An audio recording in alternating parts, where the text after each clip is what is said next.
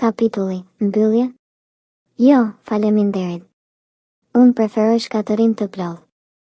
Nga ditari një mendje që nuk gjen paqe.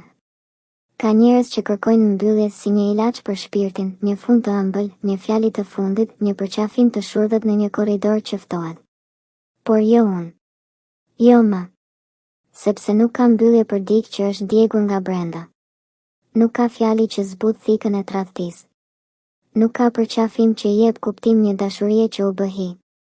Unë nuk e kërkoj më atë fundin e botë. Kam mësuar ta shoh veten në pasqyrë dhe të qesh, jo nga lumturia, por nga çlirimi. Dhe çlirimi im nuk vjen nga mbyllja. Vjen nga shkatërimi i gjithçkaje. Po, e pranoj, dua të digjem me gjithçka që ka ndodhur.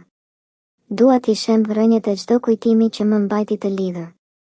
Dua që çdo vend ku u preka, çdo shtëpi ku qava, çdo zë që më gënjeu të rrëzohet si një ndërtesë e kalbur. Psikologët flasin për fazat e dhimbjes, mohimi, zemërimi, pranimi sikur jemi robot të ndërtuar për të ecur sipas një udhëzuesi. Por çfarë ndodh kur ti nuk do të pranosh, por të thërmosh? Çfarë ndodh kur ti zgjedh ta ndërpresësh rrethin dhe të ndërtosh një tjetër, rrethin e zjarrit? Unë nuk dua paqe me të kaluarën. Dua të digjet. Dua që kujtimet të kthehen në hi.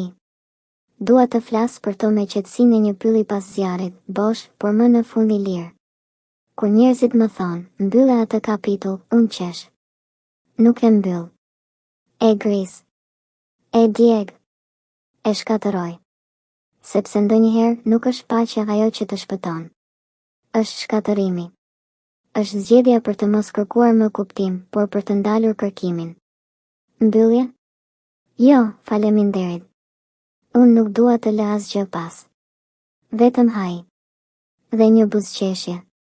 Fundi i kapitullit. Por jo i historisë. Sepse kur digjet gjithçka, ti mund të fillosh nga hiçi. Dhe vetëm atëherë je vërtet i lirë.